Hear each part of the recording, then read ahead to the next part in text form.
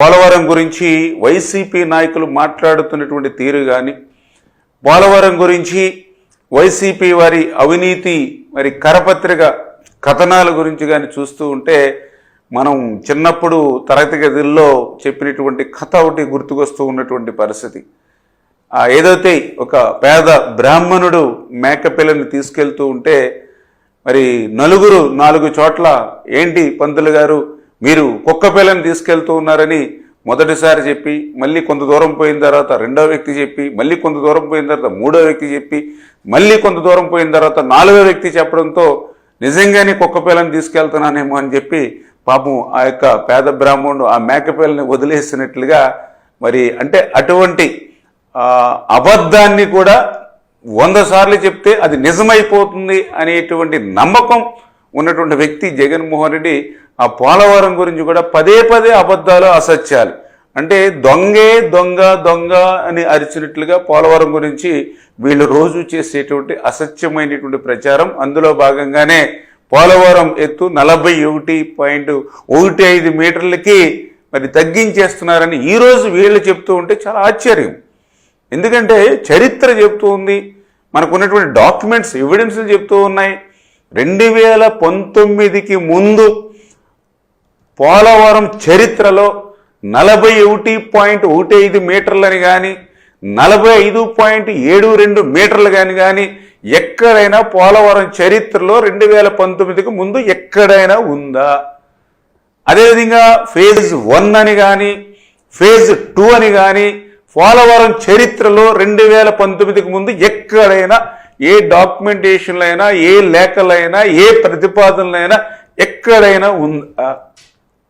అంటే 2019కి ముందు ఫేజ్ 1 అని లేదు, ఫేజ్ 2 అని లేదు, 41 లేదు, 45 లేదు, ఓన్లీ పోలవరం. దాని నిమిత్తమే ఆ రోజు 2019 తెలుగుదేశం ప్రభుత్వం హయాంలో ఆ రోజు చాలా క్లియర్గా 55,000 కోట్ల రూపాయలకి ఆ రోజు మనం పోలవరం ప్రాజెక్టుకి చంద్రబాబు నాయుడు గారి సారథ్యంలో ఆ రోజు ఆమోదించుకున్నటువంటి పరిస్థితి.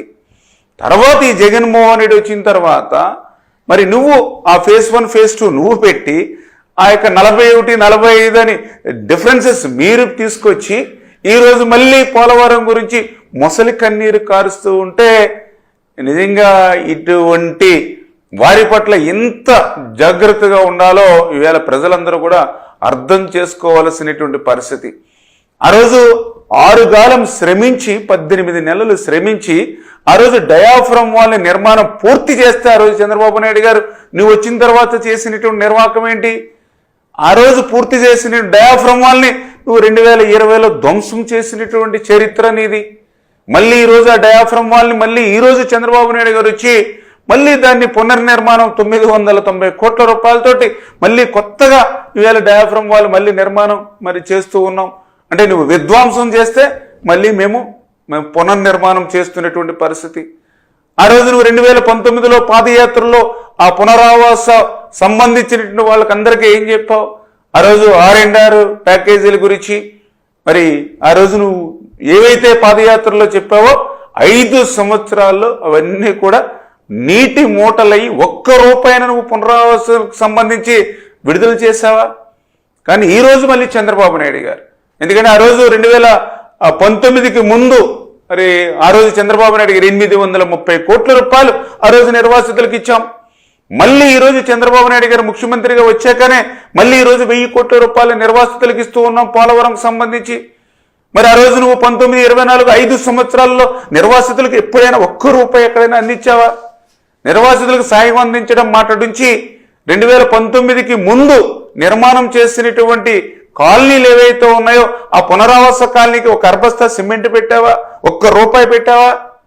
మరి అసలు పోలవరాన్ని పూర్తి చేయడం మాట నుంచి దాన్ని ధ్వంసం చేసి విధ్వంసం చేసి నువ్వు మళ్ళీ పోలవరం గురించి ఈరోజు అసత్యాల అబద్ధాలు చెప్పేటువంటి పరిస్థితి నిన్ను చూస్తూ ఉంటే ఈవేళ తెలుగు జాతి, తెలుగు ప్రజలు, తెలుగు రైతులు ఈ యొక్క జగన్మోహన్ రెడ్డి క్షమించరు అనే విషయాన్ని మరొక్కసారి మీ ద్వారా కూడా తెలియజేసుకుంటూ ఖచ్చితంగా ఈరోజు ఇక్కడ తెలుగుదేశం, జనసేన, బీజేపీ అదేవిధంగా కేంద్రంలో ఉన్నటువంటి ఏదైతే ఎన్డీఏ ప్రభుత్వం ఏదైతే ఉందో రేపు రాబోయేటువంటి రోజుల్లో కూడా ఈ ఆంధ్రప్రదేశ్ రాష్ట్రానికి గతంలో ఏ ముఖ్యమంత్రి చేయనటువంటి ద్రోహం, దగ ఈ మోసం మరి ఏదైతే జగన్మోహన్ రెడ్డి చేశాడో మళ్ళీ దాని నుంచి ఈ రాష్ట్రాన్ని మళ్ళీ పునర్నిర్మాణం చేసుకునేటువంటి విధంగా గత ప్రభుత్వం ఏదైతే పాపాలు చేసిందో అవన్నీ కూడా ఈరోజు పోలవరానికి శాపాలుగా ఏవైతే మారాయో వాటినన్నింటినీ కూడా మళ్ళీ సరిదిద్దుకుంటూ గత ప్రభుత్వం చేసినటువంటి తప్పిదాలన్నింటినీ కూడా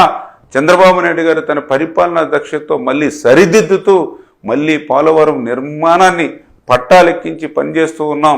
రేపు 2027 డిసెంబర్ కల్లా ఆ పోలవరాన్ని పూర్తి చేసేటువంటి విధంగా ఒక ప్రణాళికాబద్ధంగా ఈరోజు ఈ యొక్క ప్రభుత్వం ముందుకెళ్తున్న విషయాన్ని కూడా మరొకసారి మీ ద్వారా తెలియజేసుకుంటూ మరి ఇంత కష్టకాలంలో ఇంత క్లిష్టమైనటువంటి సమయంలో అప్పు కట్టడానికి కూడా మళ్ళీ అప్పు తెచ్చుకోవాలంటే అప్పు కూడా ఇవ్వలేనిటువంటి స్థితిలో ఈ రాష్ట్రాన్ని చేర్చేసినటువంటి పరిస్థితిలో ఈరోజు కేంద్రం మరి ఈవేళ చంద్రబాబు నాయుడు గారు, పవన్ కళ్యాణ్ గారు, నరేంద్ర మోడీ గారు మరి వీరందరూ కూడా ఈ రాష్ట్రానికి చేస్తున్నటువంటి సహకారానికి మరొక్కసారి మీ అందరి తరపున కూడా కృతజ్ఞతలు తెలియజేసుకుంటూ ఉన్నాం.